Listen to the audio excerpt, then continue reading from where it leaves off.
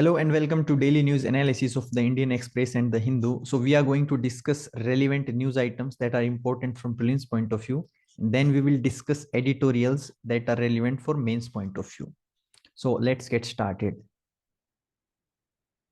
First news item is related to judiciary, where constitutional bench of Supreme Court is listening to the petition for functional independence for election commissioners, and it is examining various aspects such as first is appointment of members of election commission. So currently members as well as chairman are appointed by president on advice of council of ministers. So this petition is seeking for their appointment via collegium system comprising of Chief Justice of India, PM and leader of opposition.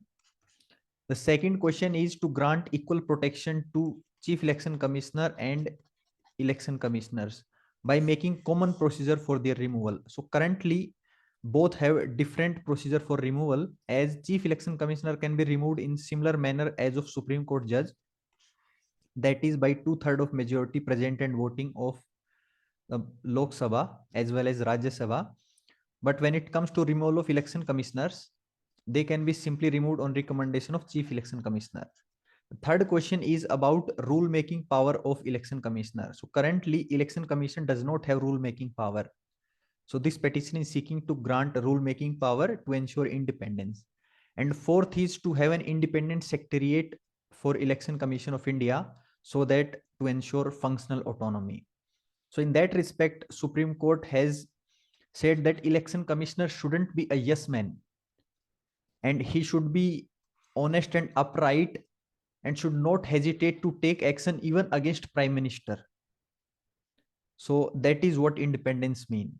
So recently president has appointed election commissioner, which is a retired IS officer. So in that respect, Supreme Court has asked letter for appointment and what was the reason behind his appointment, because the concerned IS officer was retired recently as a voluntary retirement, and then he was appointed as election commissioner. And all other relevant facts have been discussed by me in yesterday's current affair video. Now moving forward, so this news item pertains to recent scuffle at Assam Meghalaya border between Assam police and the locals, which led to loss of 6 lives. So in that case, Assam government has opted for CBI investigation to look into incident of firing. Now, if we look at CBI from prelims point of view, then CBI is a non-statutory body which derives its powers from Delhi Police Establishment Act. CBI was formed on basis of Santhanam Committee on Prevention of Corruption in 1963-64, and it comes under Ministry of Personnel, Pension and Public Grievances. So keep these facts in mind. Now, when it comes to northeastern states, then Assam and Meghalaya.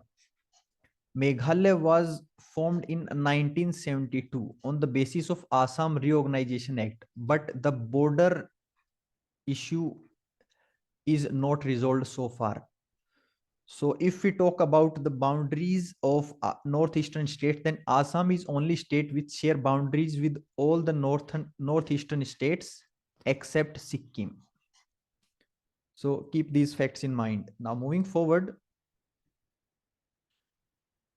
this news pertains to the migration of Kukichin community, that is from Bangladesh to Mizoram on November 20 this year, and state government has classified them as officially displaced persons because currently India does not have any law on refugees. So in this respect, Ministry of Home Affairs will take up this issue with the Ministry of External Affairs as to how to proceed in this matter. Now, if we look at Bangladesh, India, then Bangladesh shares largest land border with India, and further it shares border with 5 Indian states, that is West Bengal, Assam, Meghalaya, Tripura and Mizoram. Please keep these facts in mind. Now moving forward, so Supreme Court in upcoming week will listen to the petition for banning of Jallikattu. So Jallikattu is a bull taming sport that is celebrated in Tamil Nadu, and it is celebrated as a religious and cultural event in Tamil Nadu. So in the past, Supreme Court has banned this Jallikattu, but Tamil Nadu has legislated a law to revive this practice again.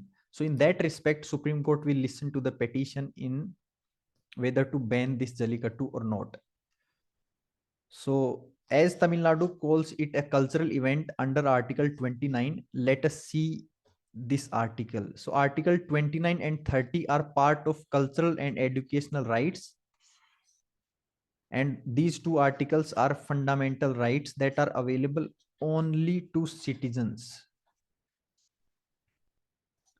So here Article 29 says that protection of language, scripts and culture of minorities, whereas Article 30 pertains to educational institutions.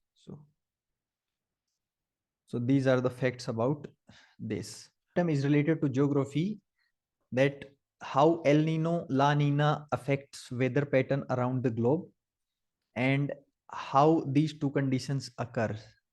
So to understand these phenomena, let us see few basic facts about climate as well as wind. So wind always flows from high pressure to low pressure, and high pressure generally found in areas of lower temperatures, that is in colder areas, whereas low pressure is found in warm areas, for example in equatorial regions.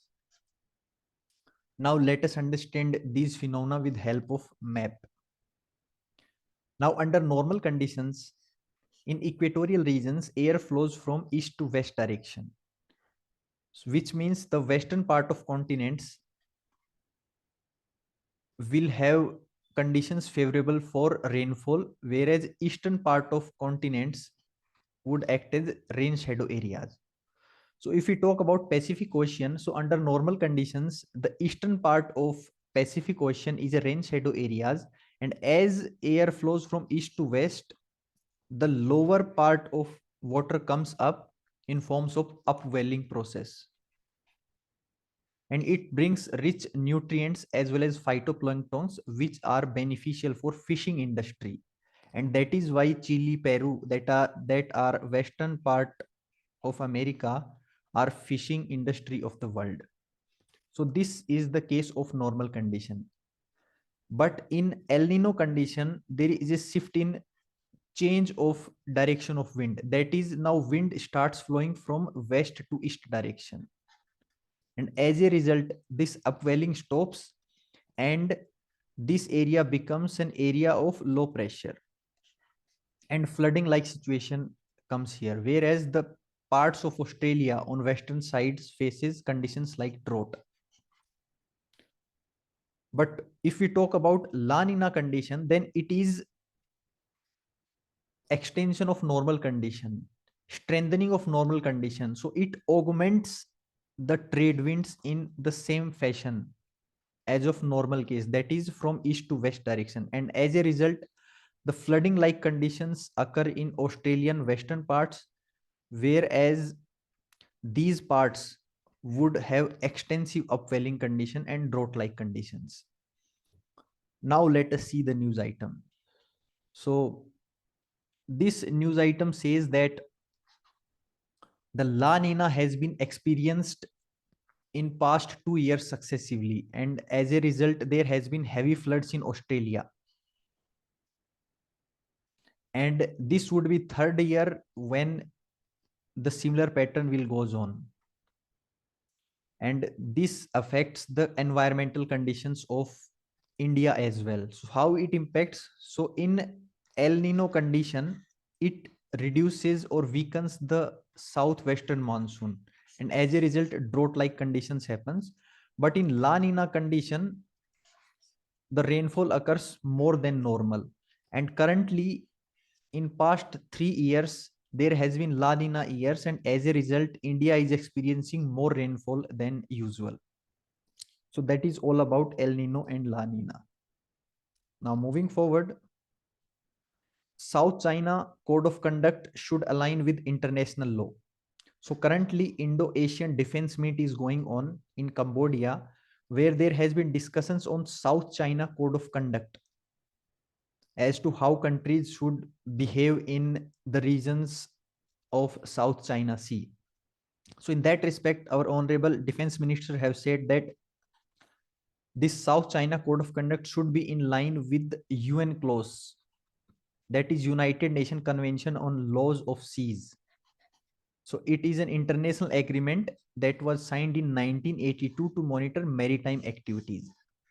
So he said that this new code of conduct should be aligned with UN clause, and further the rights and authority of the nations which are not part of these negotiations should not be hampered, and we should move with consensus based mechanism. If we talk about ASEAN, then ASEAN is a grouping of Southeast Asian nations that were formed in 1967 via Bangkok Declaration, and the 10 countries that are part of it are Myanmar, Laos, Vietnam, Cambodia, Thailand, Malaysia, Brunei, Philippines, Indonesia, and Singapore. Now, moving forward, Center sends experts to 3 cities to contain measles infection. So measles infection has been spreading around various cities, and currently Center have sent 3 teams to Ranchi, Ahmedabad, and Malappuram. Earlier, Center has sent 1 team to Mumbai as well, because measles cases were rising. So measles is a contagious viral infection that spreads through human to human, and it is largely prevalent among children, and it is very fatal, may cause death to children. If we talk about India's target to eliminate measles, then India has a target of eliminating this viral disease by 2023, which seems a distant possibility given the cases that are on rise. Now, moving forward, this news item is about India and Gulf Cooperation Council. So both the parties would start negotiations on free trade pact, which would give a boost to trade relations between India and Gulf Cooperation Council nations. If we talk about GCC, it consists of 6 groupings, 6 nations that are bordering to Persian Gulf. This is Persian Gulf. And the 6 nations that are part of it are Saudi Arabia, Oman, UAE, Qatar, Bahrain, and Kuwait. So remember these 6 names from prelims point of view. So that's all for news item. Now let us move to editorial part. So this editorial pertains to India's malnutrition problem and focuses on various aspects as to how to deal with malnutrition. So it says that as per Global Hunger Index, India ranked 107 out of 121 countries, and India's position is deteriorating year by year. But Government of India has refuted this report, citing the fact that it is a conspiracy against India.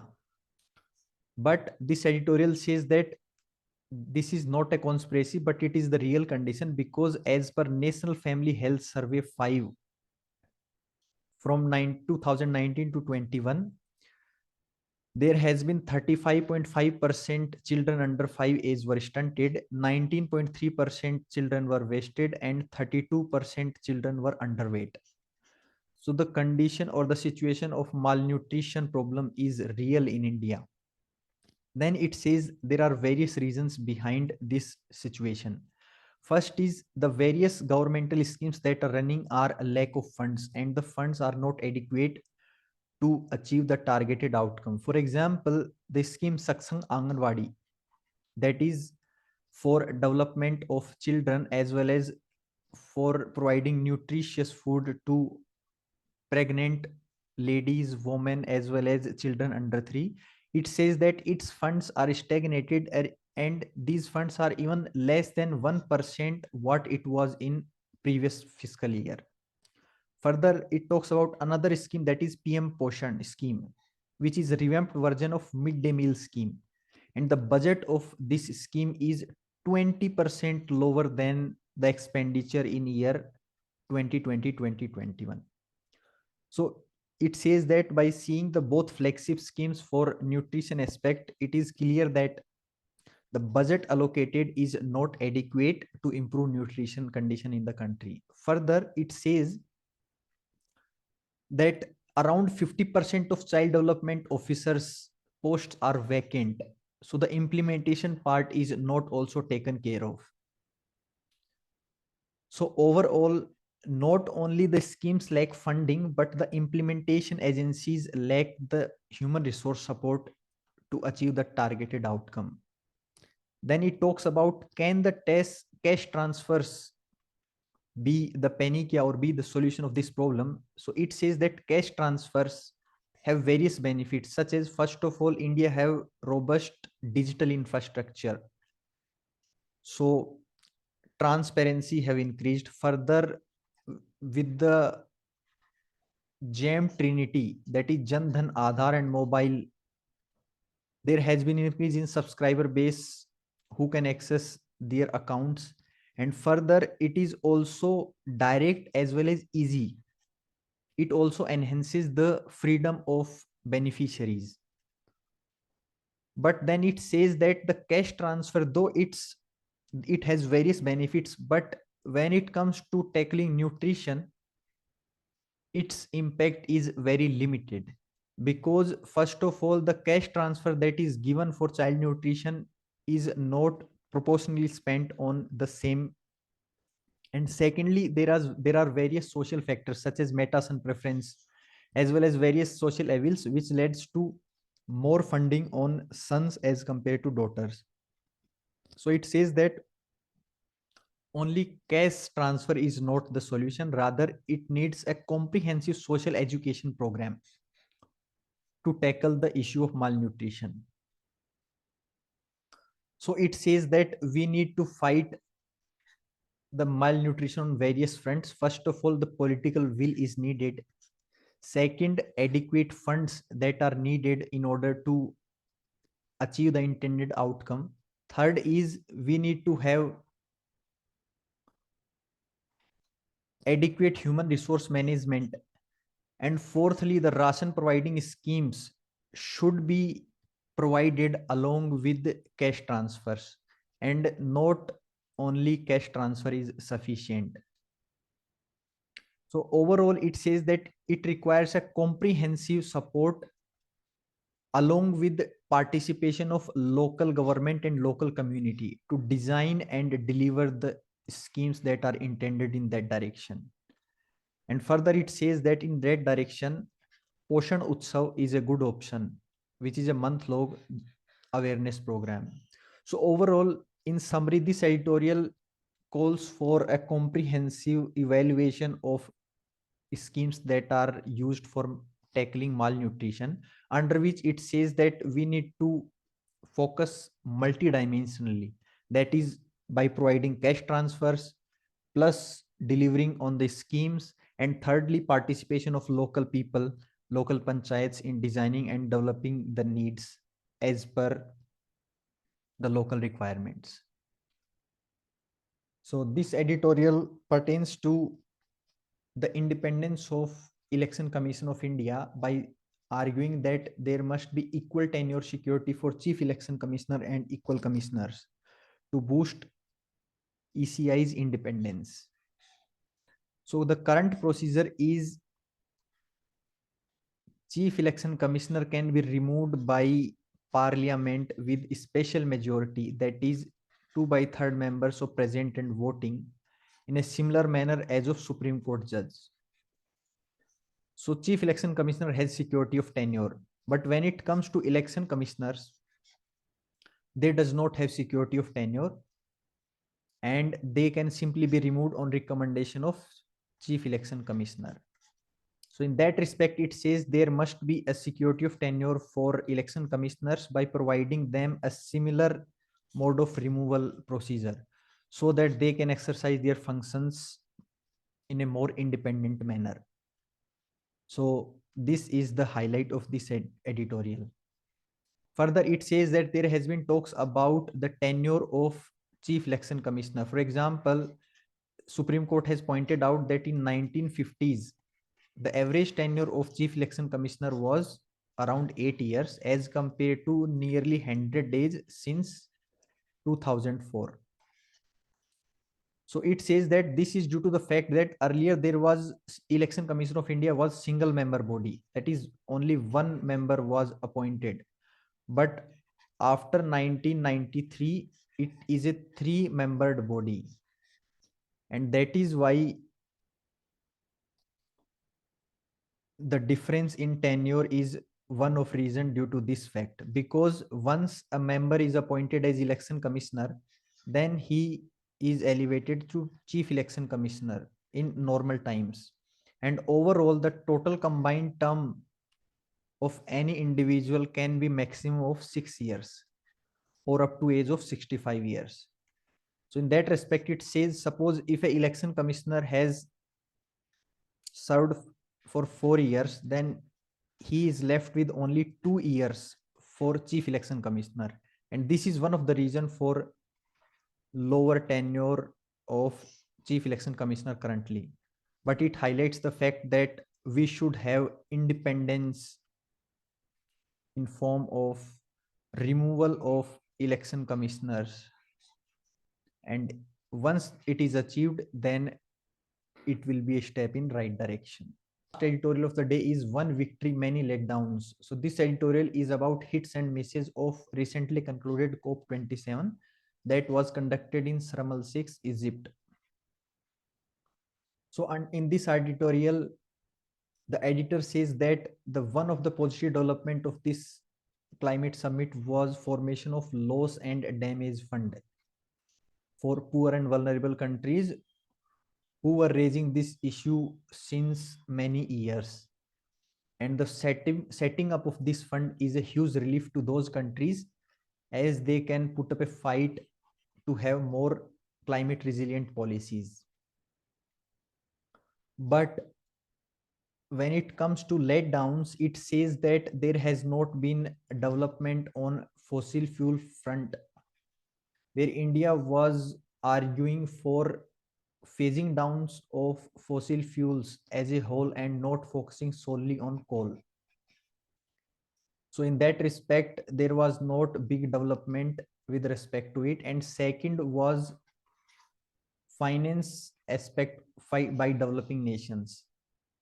So climate finance is a crucial part in order to have the mechanisms to streamline the processes in line with intended goals. So in that respect, it says that rich countries have a poor track record in delivering the finance, which have caused resentment.